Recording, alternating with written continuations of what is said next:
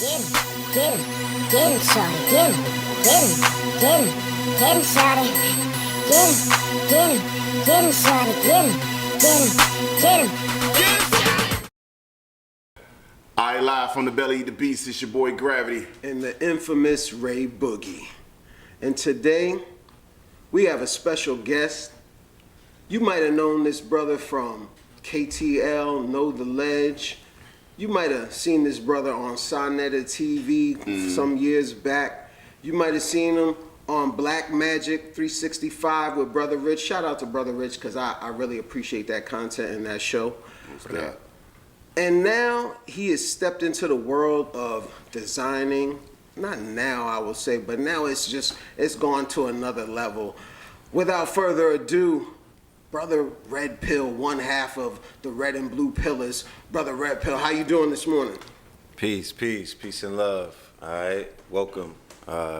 Greetings to all. I'm just honored to be here. You know what I mean? Everything is great. You know, we in the building. Brother Red Pill, aka Drip Fam Winkle, aka Bruno Pluto, aka. Speak on it. Yeah, and let me clear up any confusion. This is the Red Pillar, Brother Red Pill, not to be confused with none of this Fugazi Red Pill stuff that's been flowing around on the internet. You know what I'm saying? This ain't got nothing to do with men going their own way. This is Get 'em Power Session. Your boy Infamous Ray Boogie, Gravity, Red Pill, one half. You know, what is it? Red and blue, purple make prints. We sparking the crown chakra today. I was inspired to bring my amethyst because red and blue, purple, you know, make prints. We're going to do something with that crown chakra today. I know he always had a lot of the crystal jewelry on and stuff like that. So I wanted some vibes out here for the people. Let's get it. You know what I'm talking about? That's right. Yeah. First of all, thanks again for coming through. Shout out to the Compass Circle, who made this happen. Our family over there, Casey at the Compass Circle has brought this together for us. So salute Compass Circle. Yeah, enough love and respect to her all day. What I want to get into with you is, the audience can see, we have some beautiful items out here. Speak to the people not only about what this product is that you're presenting, but how important it is for us as black people to brand properly, become the kind of entrepreneurs that are out here. Well, we don't got to be worried about what Gucci did or what Louis did or any of them, because we make our own for our own. Indeed. We were having this conversation earlier about the trajectory that my business and my clothing line was taking off this year. And I actually said that the Gucci scandal and the Prada, whatever, and the Montclair and the Burberry fiasco, it's good for business. Like, it's good for my bottom line. And it helps because I'm trying, at the end of the day, I need them to continue to mess up because we need our people back. True. We need our people to stop being mindless consumers and to give value to brands and to give their, their honor and everything and their hard-earned money to labels and brands that are not branded for us. So on the 400th year anniversary of slavery, which is a form of branding, right? They call this the Jubilee year. 2019 goes down as the 400-year anniversary of the beginning of slavery that started in Virginia, whose governor is in blackface. Let's go. Dressed up as Michael Jackson. Let's go. Right? Let's go. Leaving Neverland 400 years later. On the Jubilee year, the governor of the same state that they said that this whole spell, this whole branding aspect has begun, because theoretically speaking, right? America is not 400 years old. Right? Speak on it. True. It's not 400 years old. So theoretically speaking, even when you go and do the math and whatnot, when Columbus and all of them came to commit genocide, There wasn't even slavery. They was just coming to exterminate things. And then later on, they said after they did all of the genocide, then they started bringing slaves from Africa in 1619. There you go. Right? Uh-huh. But in 1492 and all of these other years when they were in Virginia, when they were in these other places and they were not able to set up, they were not living. It was a lot of craziness going on. Mm-hmm. So the branding that has been taking place for 400 years is something, because you don't brand people who are worthless. You don't brand worthless people to be worthless. You only brand people who are already rich, who are already wealthy, who was already living when you got here. You understand? They was living at a certain kind of, they were carrying themselves. I'm talking more about the indigenous tribes. We're in Virginia. We're not gonna play around like this is not black land, like this is not Moor land, like this is not indigenous land. Like the people who was running things forever in these regions and whatnot don't look like us. We're not gonna play, we're gonna honor our grandmothers and our grandparents' wishes, because they did tell us, make sure whatever you do, you let people know who we are. There you go. And I'm sure that sentiment has been repeated by many people who live in the South. They know what I'm talking about. The wishes of your ancestors said to you, don't give up on this land. This is it, bro. There ain't nowhere else. This is where it starts. This your shit. So you better do what you got to do to secure your shit. Don't give up on this with the aspects of looking way yonder to some land that you ain't never seen ever. There you go. When we buried right here. So the 400-year anniversary of this spell, this curse that they're trying to put on us. And it's not, it's really all is mental, because to be honest with you, we've been carrying on. We the best looking people under a curse that I've ever seen. You right about that. You know what I'm talking about? No matter what we sport, people just want to copy it every day, all day. So it is what it is. Pressure busts pipes, but it also makes diamonds. So this 400 years of pressure has crystallized and created a certain type of nigga. A lot was said in what you was just talking on. I want to bring up something that has to do with the significance of Virginia again. Jamestown. Virginia, I believe North Carolina and Maryland, a lot of people don't realize this. These was the major buck-breaking states where they took black men to breed them, specifically because after a certain point, they didn't allow new slaves to come in the country. There was a cutoff. So they said, hey, we gonna get more out of our property by letting these slaves just make babies with each other here. Breed. They had to keep on. This was a major production state for producing more slaves. Once they stopped letting the slave boats come in, they still had to keep them slaves going, because the average slave probably got worked to death till he's about 40, and who knows what the lifespan was. True. So it was a short lifespan in some cases because of the brutal conditions they had to live under, But Virginia, man, it's a lot of history here. Red spoke on it. I want to ask you a question about one other thing you mentioned about us being indigenous, because a lot of people do know, but a lot of people don't. Give them a little bit more about how we are. This is our land. When you said that, I caught that. This is our land. Turtle Island. Let them know. Turtle Island, Virginia, named after the Virgin Mary, right? Maryland. All day. Named after Mary. That's Mary's land. Right? Baltimore. All of these lands, all of these, this grid that we're on, you feel me? This parallel that we're on, I believe it may be, I'm not 100% certain, but it may be the 46th parallel. But, this is sacred land. This is ground zero. This is the epicenter of you know, you always have to approach everything in every situation from where it started.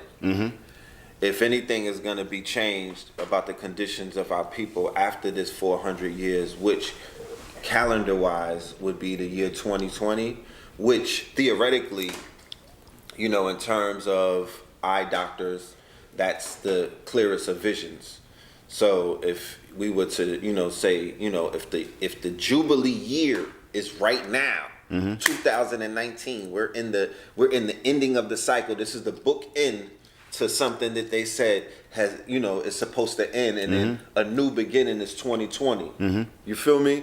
So we're in a cycle, we're in a transitionary stage right now where we're at the bookend of our plight. And then everything from this point will identify and should identify in our minds, in the way that we carry ourselves, in the way that we move, in the way that we talk, in the way that we treat ourselves, in the way that we just plan for the future. It should be like, yo, from 2020 forever, this is a new day. And it got to start right here on this land where they said that the whole conflict began. But you have to repair what was broken in order for us to do what? To move forward. What do you mean? What I mean is there's been years of revisionist, reconstructive history.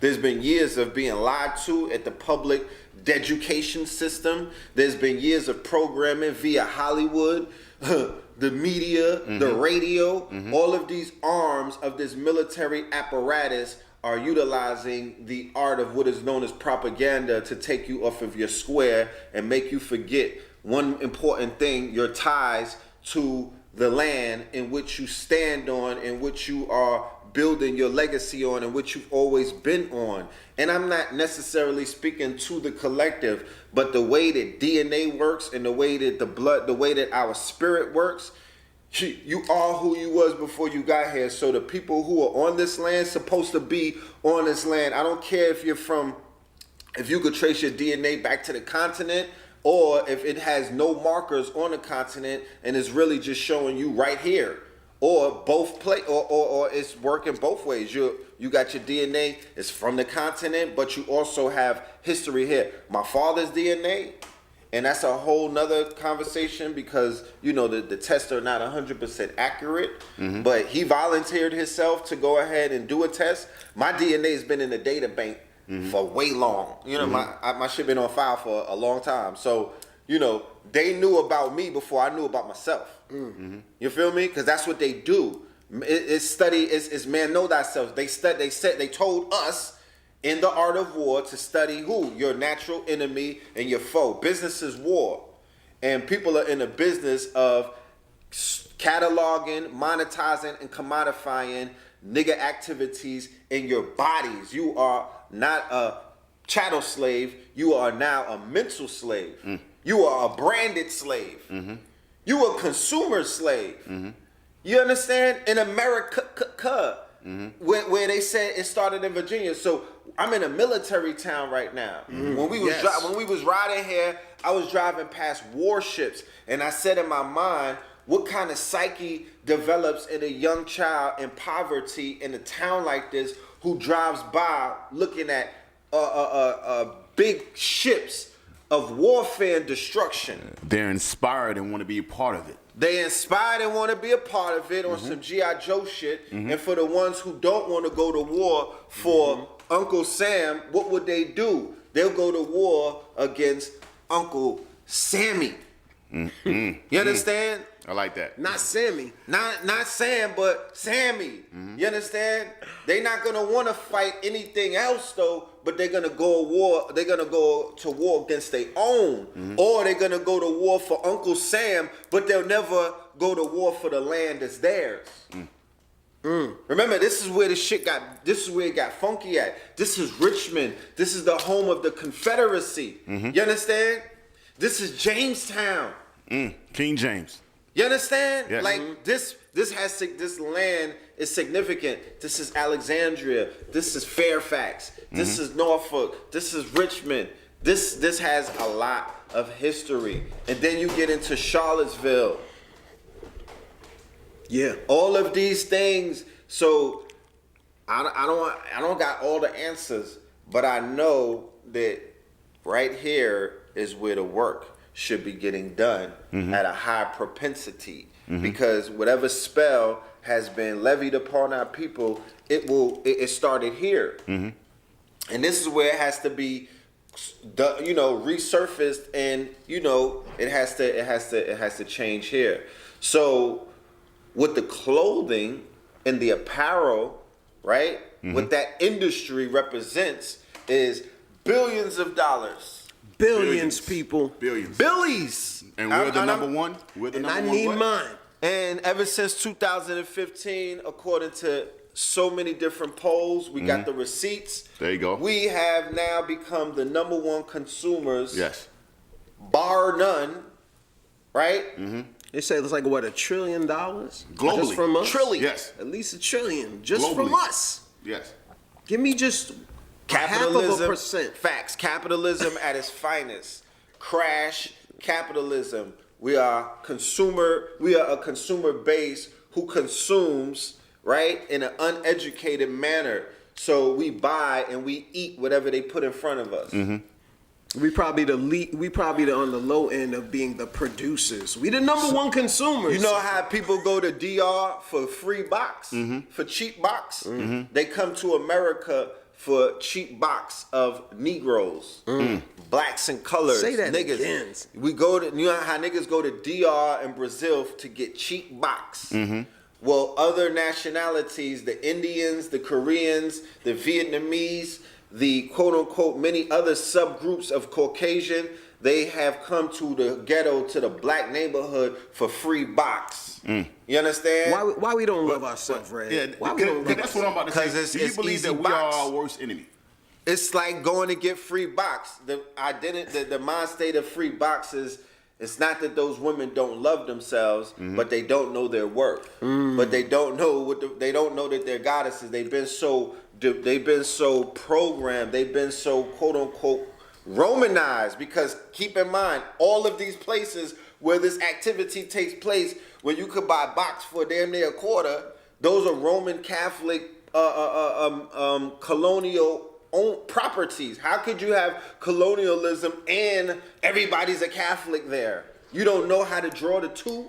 You feel me? The conqueror, the mission that took place in 1491 with Queen Isabella and King Ferdinand. Anybody that studies history should know who these people are. They defeated the Moors. They defeated an African empire.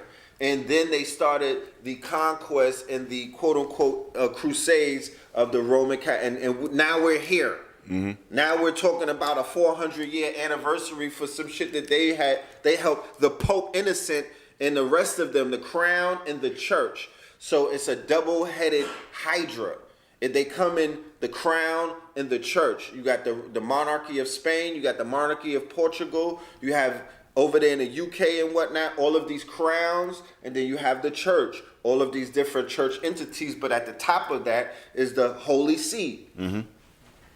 This is all a part of the quote unquote fear of a black Messiah. It's a series that I've started, and I'm just highlighting how all of this is playing out to this very day. There's a conflict taking place amongst a group of people levied against another group of people whose land, whose resources, whose properties, whose identities, whose position. If you go and do the research and research the word exquite is when somebody takes the place of another person, and they're basically taking all of their resources, taking all of their land, taking all of their property, and they're holding it for them until they either reach a certain age or they become mature enough to reclaim what is theirs. So you're a minor. And they're treating you, and you're a vassal of the state, and you're a minor, and the state is over you, and they have your land, they have your property, they have your resources, they have your labor, they have all of these things, and they own it. They own your body, They're juggling you like day stocks on the stock market. All of these people that they're running through their quote unquote criminal justice system, which is a racket. All of these bodies that they're trading on these markets, multiple markets, futures, commodities, all of these things, they monetize the nigga factory. This is the nigga factory right here. This is where like you said, this is where they broke us. This is the buck farm. This is where a lot of people got touched. This is where a lot of abuse took place. This is where the quote unquote the missionaries in the Catholic Church wielded their power and began their conquest. This was not a desolate land. This was not an empty land. They came amongst a group of people and they studied them and they watched them and they learned from them and they even got civilized by being amongst them. These are the civilized tribes. Choctaw, Lenape, you know what I'm saying? You know what I mean?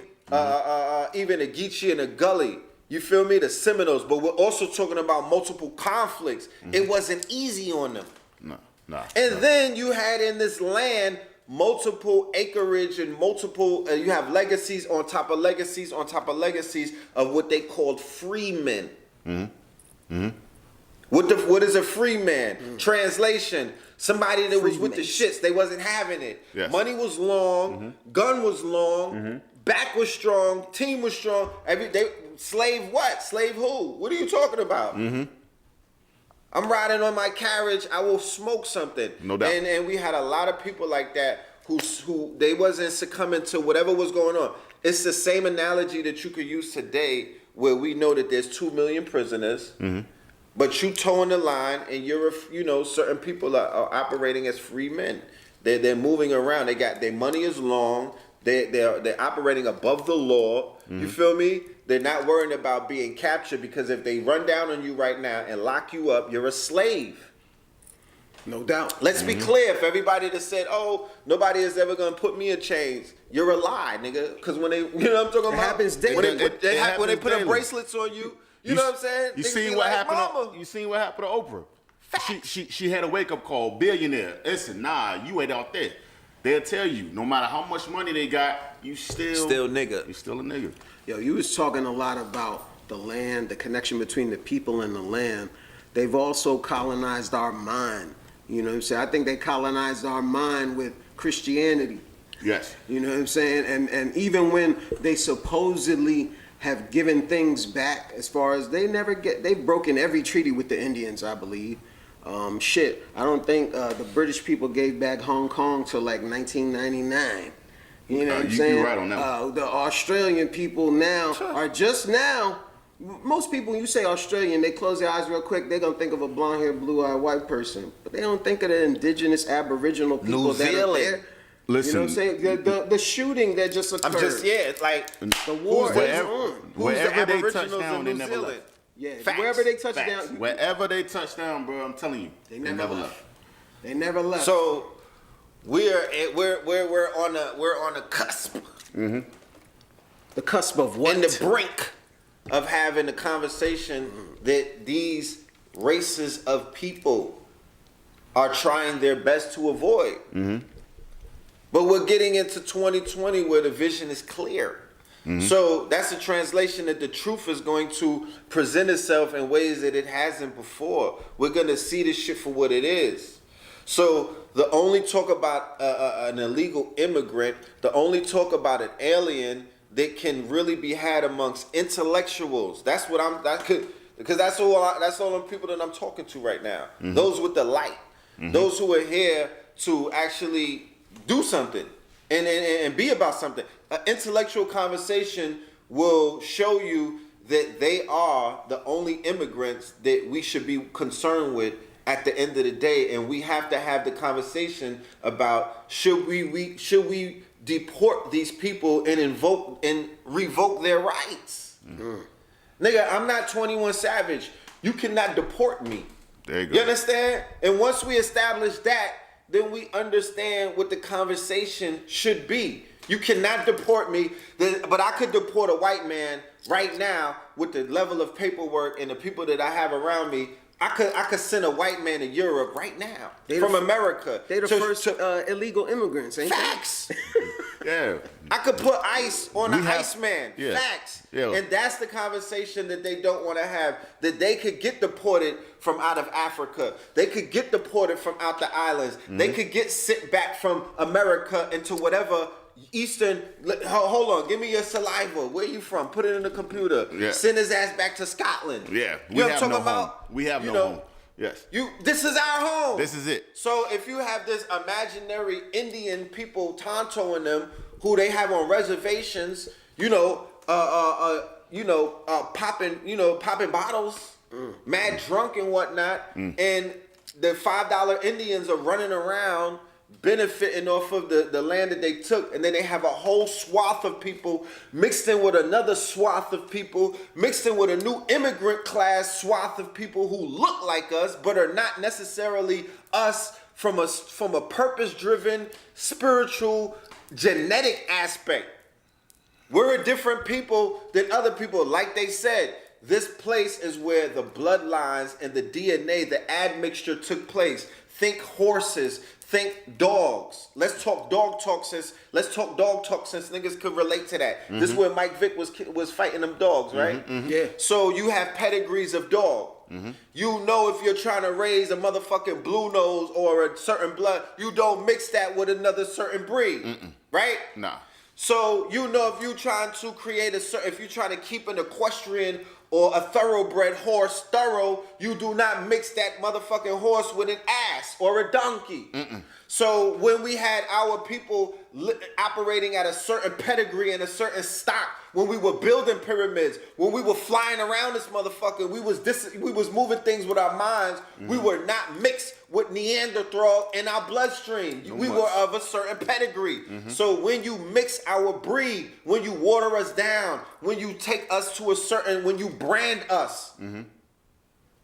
Drink black coffee, people. Drink black coffee and stay out of grown folk business. I'm talking about. So when you do that, you dilute the strain. You niggas smoke weed. You understand what I'm talking about? You can't. It's cross hybridization in our people. We have European strains in us. We have indigenous Aboriginal strains in us who people don't even invoke their Aboriginal name. They only say it when they say let's go to Okeechobee or the Chattanooga River. They don't know it. They don't know it. They don't know it. Nah. And then there's an African strain or an African bloodline.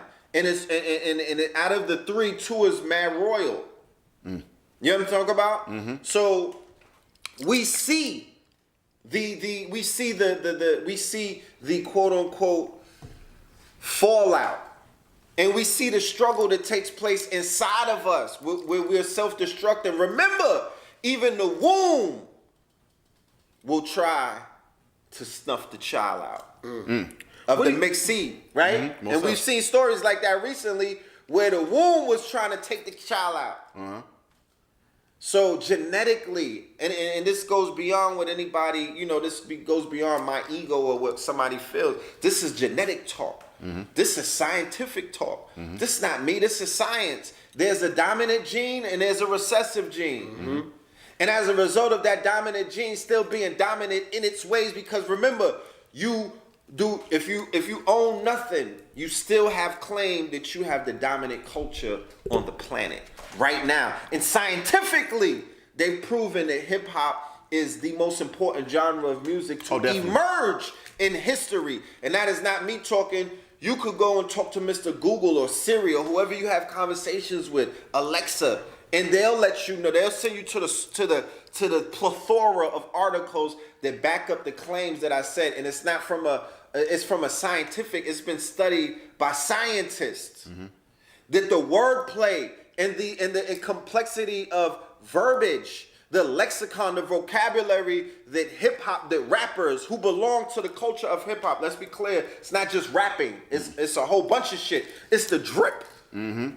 It's the way that we move. You know what I'm talking about? It's the way that it's the cadence. It's the rhythm. It's the vibration. It's that you cannot clone that. You can't copy that. People don't give that enough credit. It denotes something. It's a marker. We're born with that. We're born with that. They're taking melatonin and melanin injections. And where are they getting that melatonin and melanin injection? Where are they getting it from? Where Hundreds are they sourcing of it from? thousands of missing children. Yes. Aborted fetuses in the millions. Yes. You understand? I don't think they need. It doesn't need to even go any further than that. We have probably the most abortions. Maybe I could be wrong, but what do you think they're doing with? Yeah, the monetizing the byproduct of that. They're selling it. They're using it. They're putting in everything from perfumes and shampoos. They're putting human fetus cells in food in some instances. What some people think is food. But I tell you, man, you spoke on also a lot of things having to do with our heritage or lineage. What do you think then about the ADOS movement?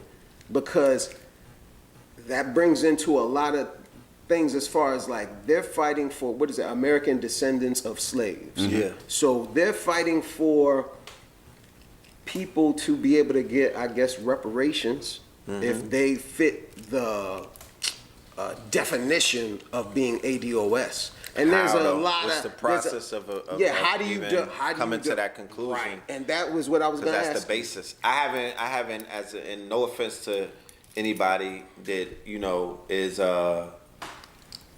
the figureheads of said movement.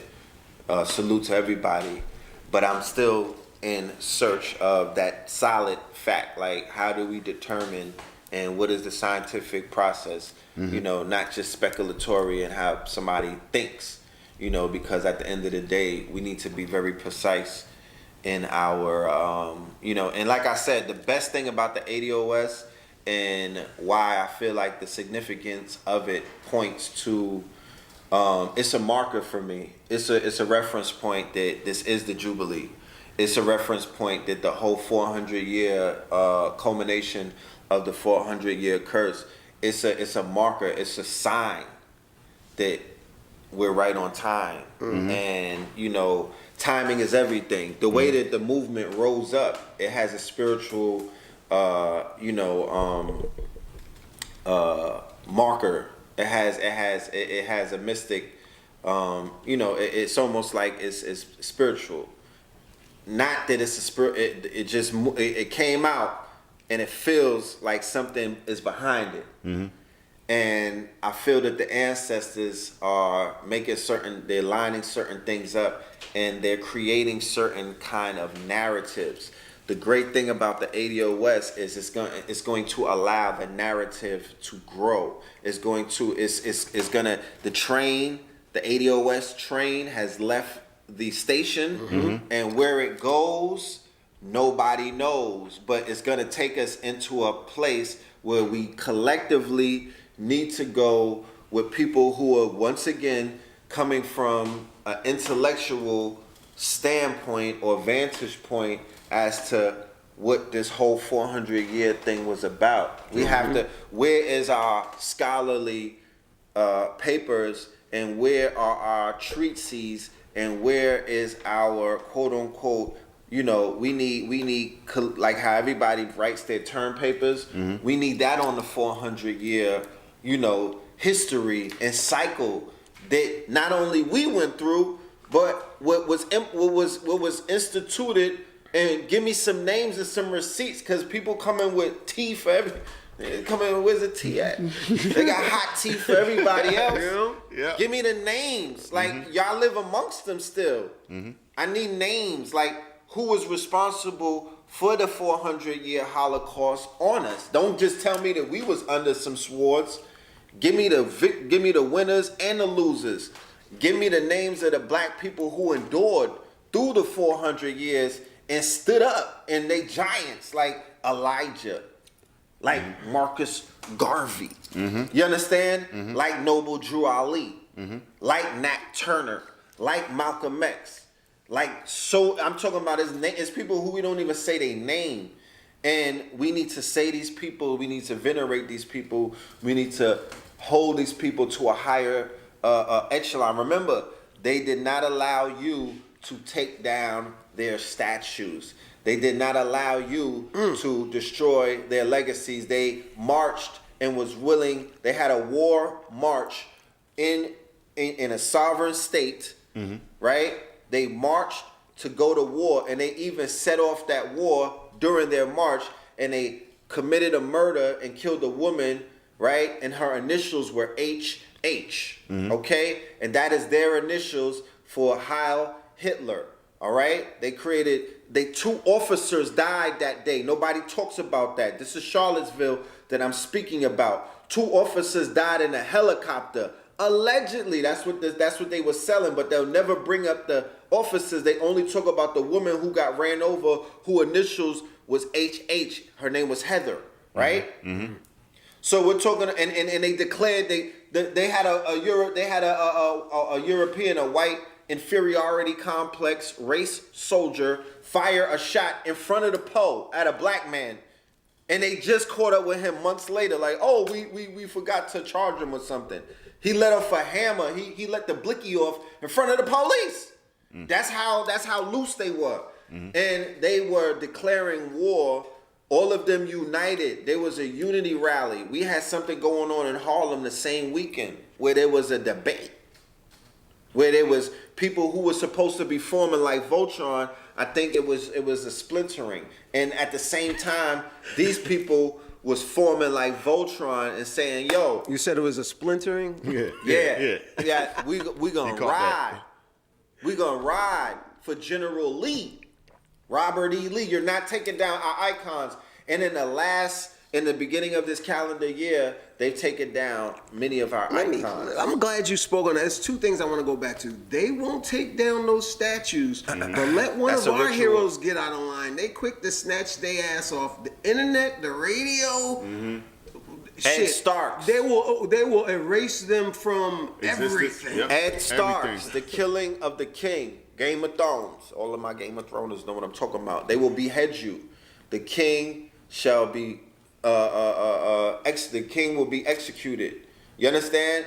That's their king ritual. They killed many of our kings in front of us. That is a ritual. That is a Masonic ritual that they perform. Okay? So by taking down the statue of Michael Jackson, by taking down Bill Cosby's statue, by taking down our Robert Kelly statue, by taking down many of the statues of the people who we have amongst us, not as our leaders, not as our saviors, no, as the figures that get talked about in our historical, like they've always, you could point to many people in our history, our storied history, who we reflect on, who we see as icons and whatnot. We idolize, those were entertainers. Yeah, we idolize. Those were They people, protect this. you feel me? And they protect theirs. And what I'm saying is, if our people was if we were seen as if it was stocks, if we were stocks, if we were translated to stocks, they wiped billions and trillions of the stock value right off of the records in a few weeks, in a few months, by the quote unquote weaponization of, once again, one of the arms of their military, and that is Hollywood, by way of the CIA controlled, right, apparatus that's called Hollywood, where they could do assassinations that they call hit jobs, and hit jobs are designed to create mob. They turn the mob against you, and they will paint you as propaganda. They will paint you with a picture that will have people looking at you a certain kind of way. Not to say at the end of the day that I'm taking the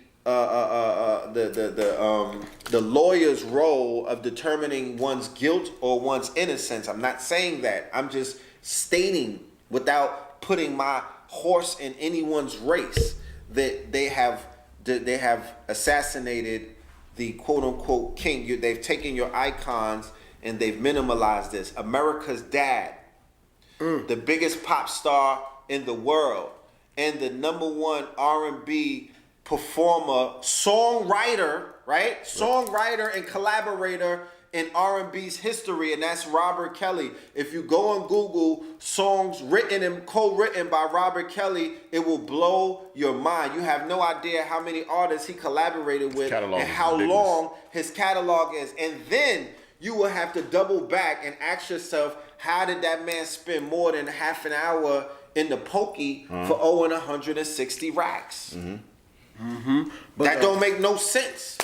Like, where's your bread at, bro? You feel me? Yeah. That destroys all faith that anybody who is trying to live out the dream of being a corporate slave and tied into one of these contracts that binds you, and basically they own you at a record label, aka a loan office. You dig what I'm saying? Where you're going to give them your intellectual property, your sweat equity, and all your image and your likeness. I mean, especially if you're drippy.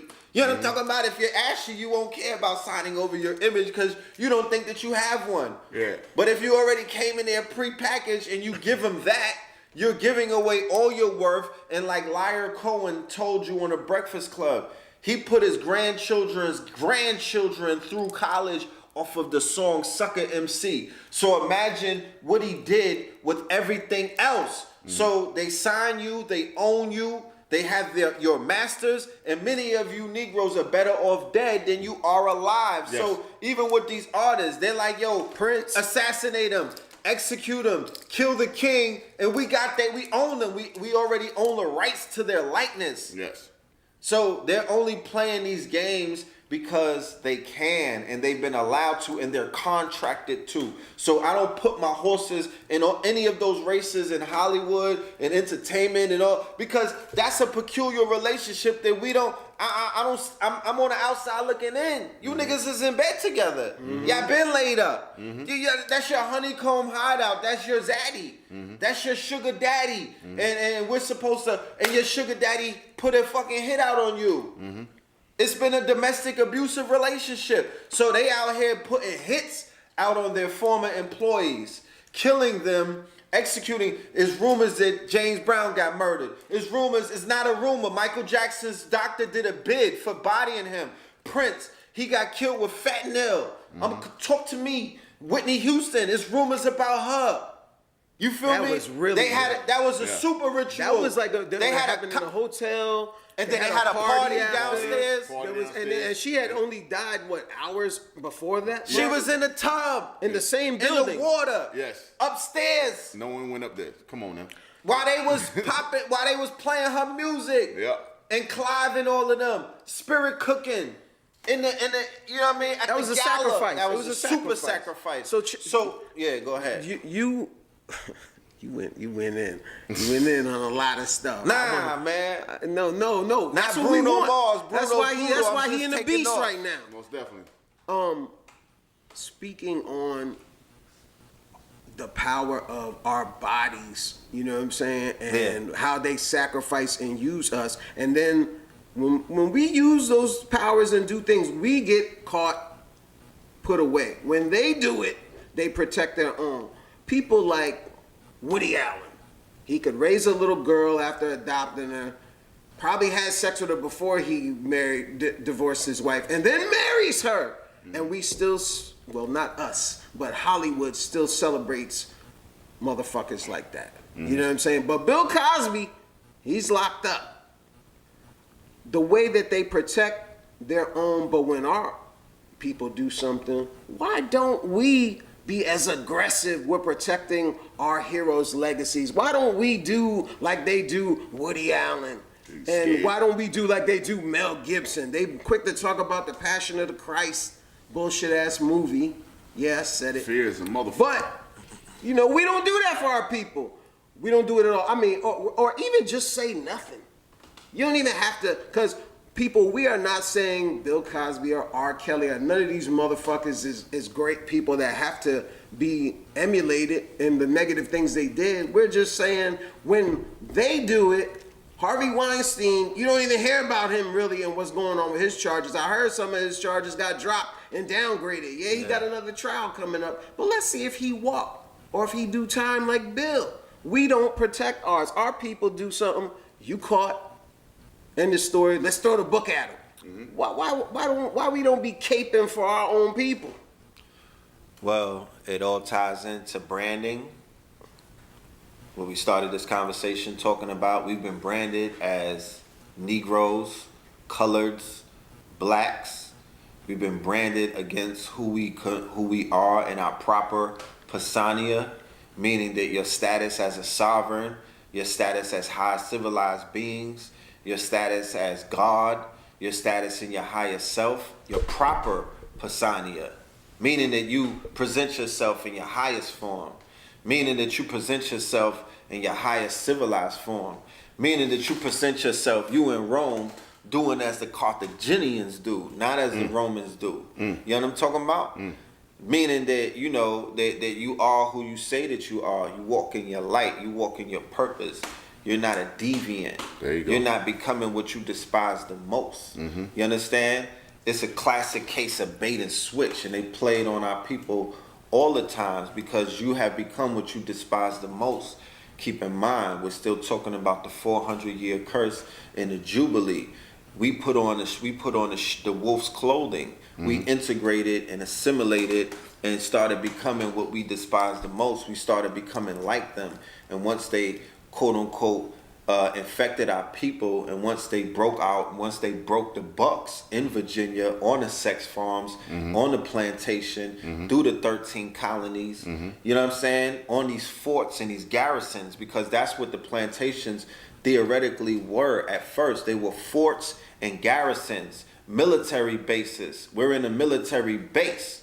We're in a they have military bases, but the plantations were where the work was taking place, but some of them were protected by garrisons and forts. Why? Because they were always under constant attack from the outside forces, because these 13 colonies were not 13 states. They did not have dominion over all of these lands. A lot of that took place after the Civil War, when these troops went on murderous campaigns and they were slaughtering Native Americans and indigenous Indians and free people. Let's keep that in mind. You know what I'm talking about? It's like when people go into conflict and innocent people on the block get shot.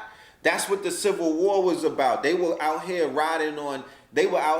massacring and having murder campaigns on innocent people. A lot of those bodies in Gettysburg and whatnot might not have necessarily been the Union fighting the Confederates. Let's be clear. Let's be clear. And they had Negroes and whatnot fighting against free men and free black people and indigenous people, and that's how they were clearing the land. And the KKK Night Riders, that's how they were clearing the land. They was killing real estate owners. They were killing landowners. They were hanging and executing and having. Remember, these are Satanists. The KKK is they have the Quran. This is an occult terror group. And terror groups, when they kill and they commit murder, they're doing rituals.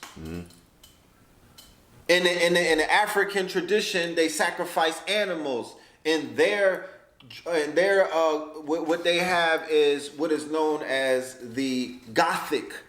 We're talking about the Visigoths, the Ostrogoths.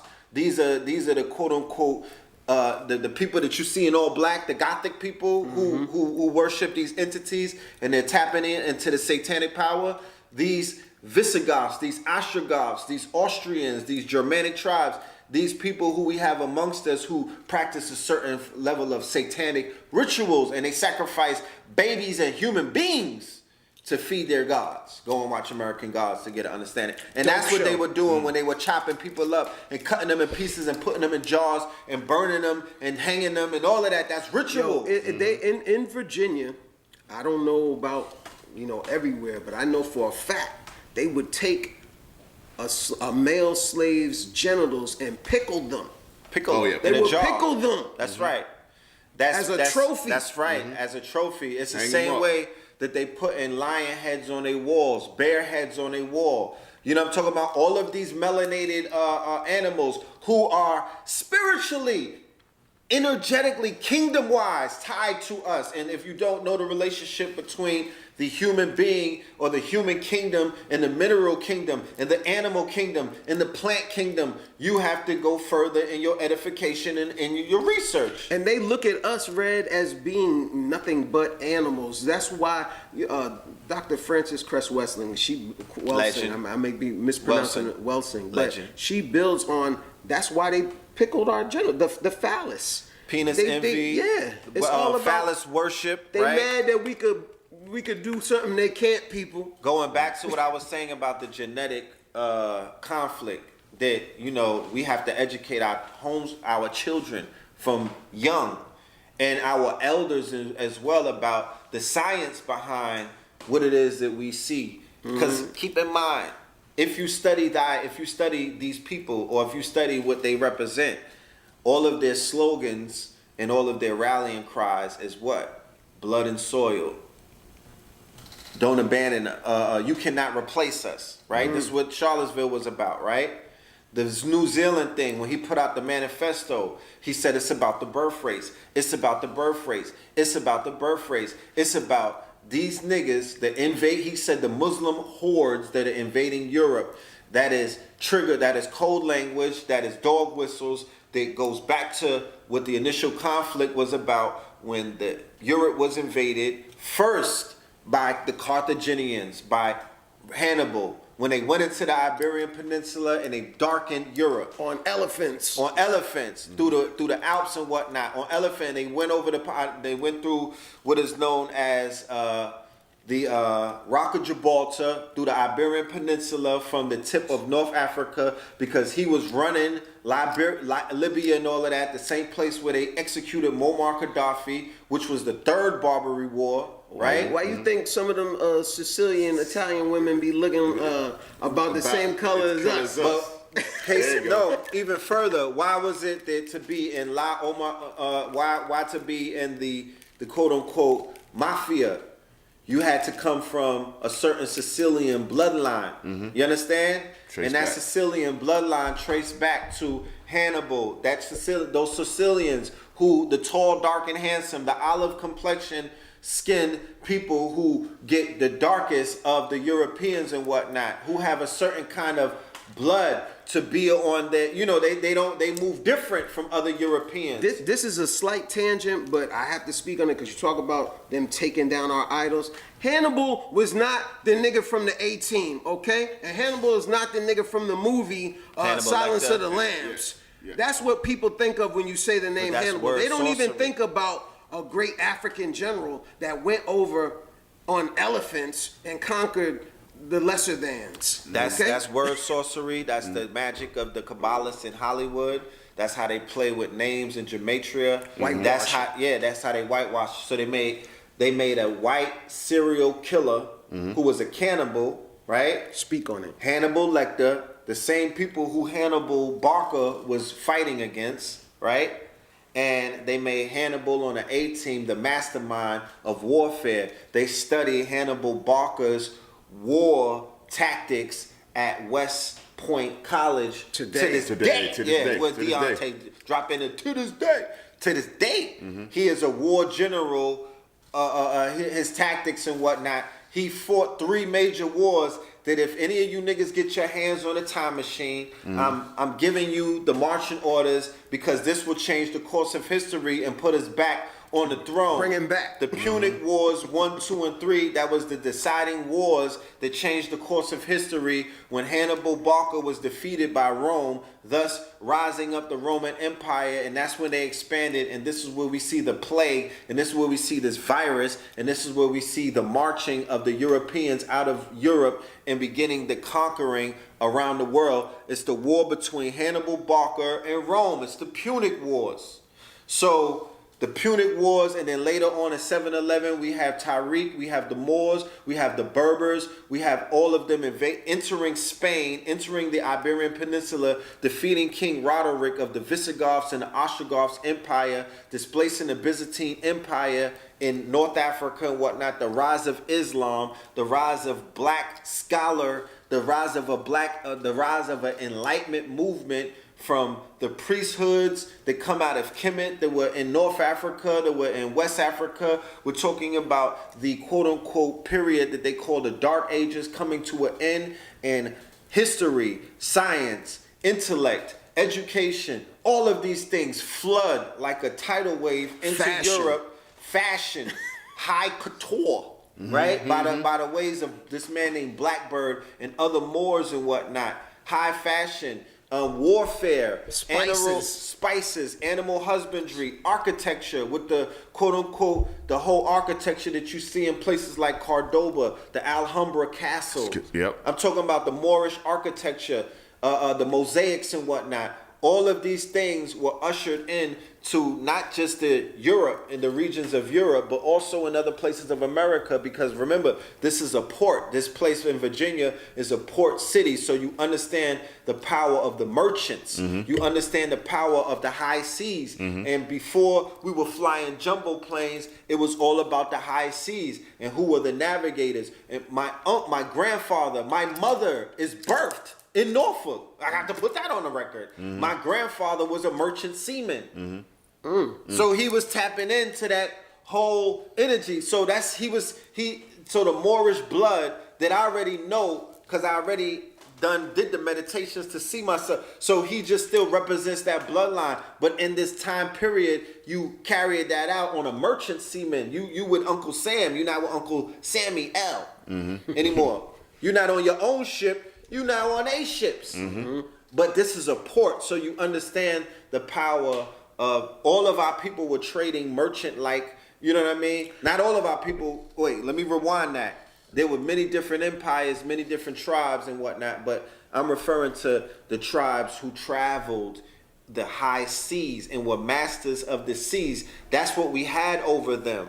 You cannot necessarily buy into the myth that they're selling you about slavery, because in 1805 and in 1815, they had two wars with the Barbary powers. America, the USA, had wars called the Barbary Wars, and they did not want to pay tribute to the Barbary powers. The same people who I just was talking about with Hannibal. Now, this was run by the Ottoman Empire. This is the 1600s, 1700s, 1800s, and the pirates was out there snatching ships. The pirates was out there snatching slave ships. They were taking them. They were slaving white people. You have books out there called White Slavery.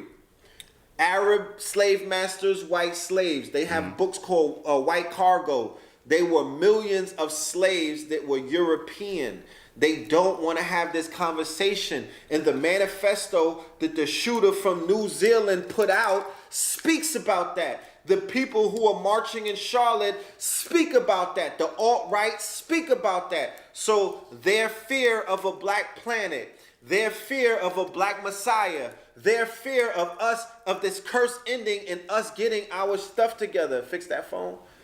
That fear comes from what? An inherent memory, an inherent oath that they took, that they have taken when they formed what is known as Christendom, which is the militarization of their quote unquote spirituality.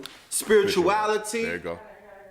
A militarization of their quote unquote religion, a militarization of their culture, because this is how the nation states of France, a Spain, and a Germany was even created. They were not called France, Germany, and all of that. The nation states were formed as a result of, after the conquest of the Islamic invaders, what they call them, the Saracens, the Muslims with an O, right? Or the Moors, or the Berbers, or what they call the Arabs, which is originally Arabians, not the Arabs that you see, which are the Turks and things of that nature, from, you know, the people that you see now, what they call sand niggas and whatnot. No, I'm talking about black Arabians.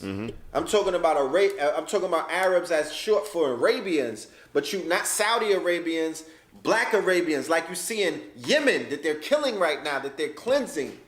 Like you see in Saudi Arabia, they have dark Arabians out there, and they're being subjugated. There's a lot of colorism still within that. Yes. Because we live in a caste system. Yes. And they implemented a fake, they've implemented this fake aspect of what they call race. That's still propaganda in a sense.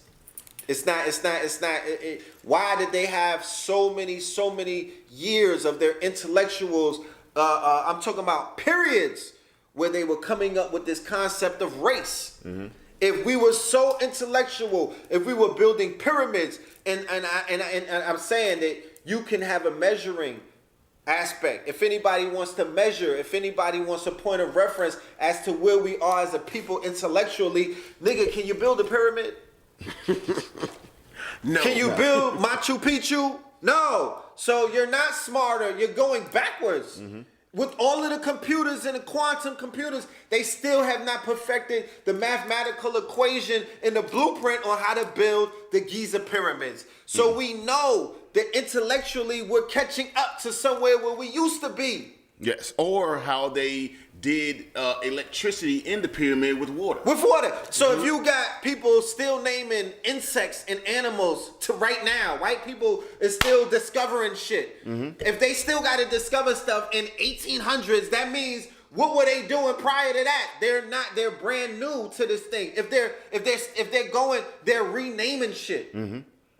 They're not finding out nothing new. They're in Sheikh Mexum, looking at what a bird was aboriginally called, and then they're saying bird. So would you say that the white race is the original remixer? Because they remix every goddamn. They invented the remix. They the original remixer. They invented the remix. You understand? Because everything has been perverted and inverted for them.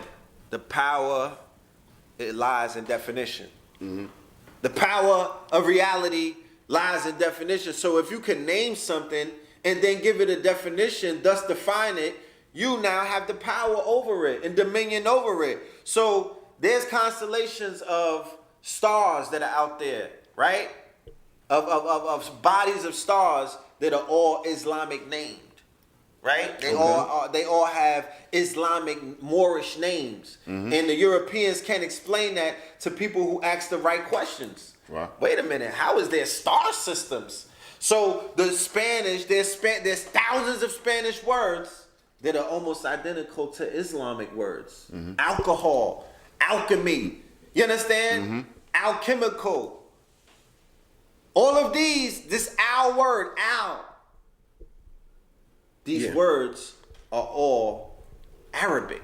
These words are all Moorish. So this language of Spanish was basically given to the people in Spain by the people who were translators, the people who spoke, the polyglots who spoke 8 languages, the scientists, the mathematicians. We breathe life into their whole culture. We're daddy. We are Big Daddy. We are their zaddy. You understand? We are the progenitors. We turned on the lights. We Con Ed. You understand? So I refuse to walk this planet in a subservient diddy bop. I refuse to navigate through these 7 continents or the shores as if somebody gave me something. No.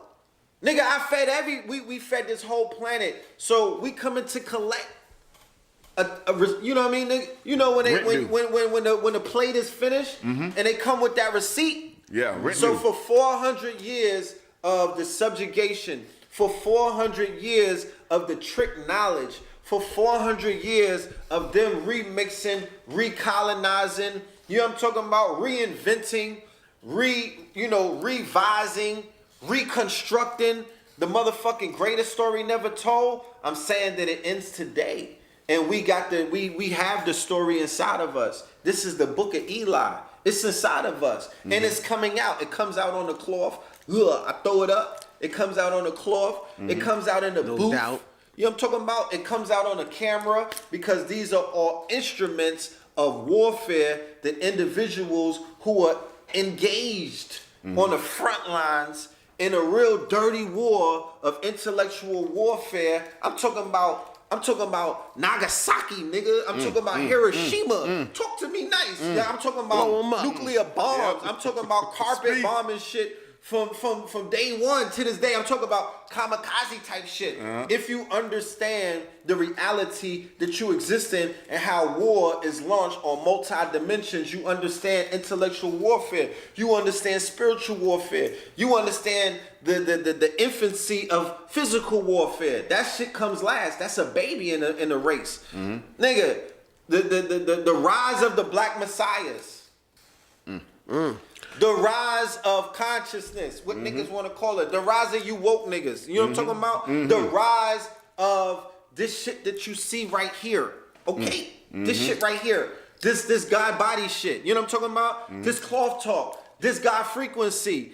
This shit is a nuclear bomb. To the spell. To the curse, nigga. What else is the wave? spell is breaking, right? What other wave are you niggas, you know what I'm saying, getting your Gatorade from? What other wave are you drinking from? What other well is supplying the masses with the quote unquote waters in this Aquarian age? It's this wave right here. So I provide the wave, I don't ride the wave. And I'm here to let you know that this shit is this is the big disruptor. This is disrupting big industry. This shit closed Macy's and the malls and whatnot. It's the mind, it's the collective consciousness. It's the fact that we're coming up and to ourselves. It is the fact that people who are melanated are waking up all around the planet. They're being inspired by a certain kind of light that is emanating by a certain kind of carbonated beings in these days and times. And that light is influencing other people who are basically expressing it in their own way, in their own special, on their own platforms. Everybody's, you know what I'm saying? You know, there's no one owns spirit. No doubt. There you go. Consciousness don't got no nationality. There you go. Knowledge is not prejudice, nigga. Books don't close on niggas with dark knuckles. Nah. Computers don't shut off because your melanin is popping, nigga. Like, you have access to everything that you need right now. You live in a fucking time that this is, nigga, we could talk to thousands in real time. We're broadcasting like Ted Koppel was when I was a baby. Like Dan Rather was when I was a little jit, believing everything that he said. It's the new media. It's the new media. It's go time. It's go time. Nothing is holding you back but your fear and your ignorance. You understand? And your poverty-minded consciousness. And the limits that niggas have put on themselves because they've been programmed through black ignorance, through quote-unquote, they've been programmed in Chitlin circuit culture. They've been programmed in poverty-minded consciousness. They've been programmed by a demonic egregor that will make you eat upon yourself. They being programmed by that cracker that resides inside of their DNA.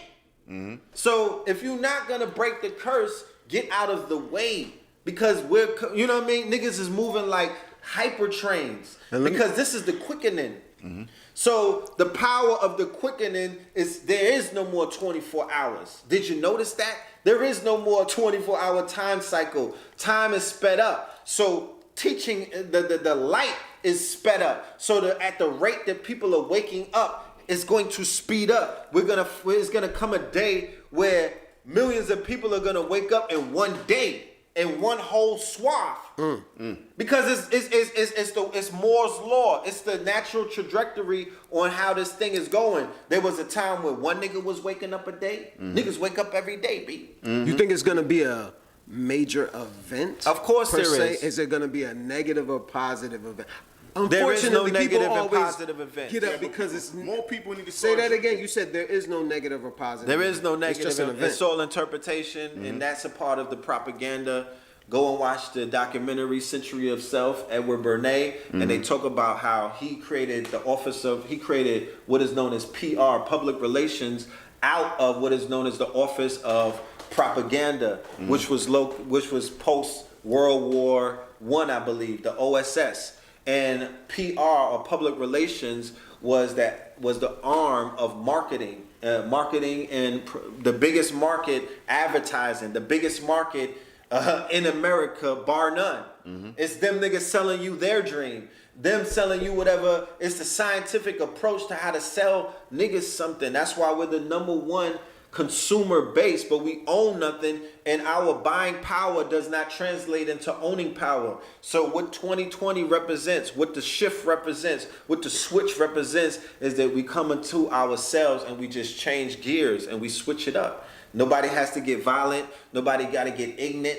You know what I'm talking about? No animals got to get hurt in the process. We just have to switch gears and stop giving other people attention Do you know that I don't see white people? Do you understand what I'm talking to? No, I'm dead ass. I don't see nobody. You understand? I'm Ray Charles when I'm moving with a purpose. I see my purpose. All of they, it's like the Matrix scene with Neo walking through that crowd. They all women in red dress. Well, I look at the women's in red dress. They the ones, they fuck up the game. You know what I mean? They fuck up the journey sometimes. You know what I'm talking about? You can't get back right on path. We all can be distracted.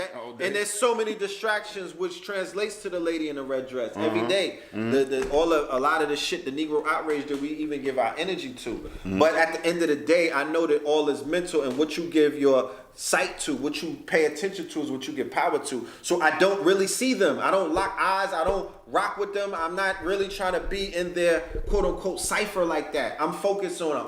It's so much of shit going on with us. It's so much power in us that my eyes is on the prize. Screaming, get him, shout it. He ain't acting right, girl.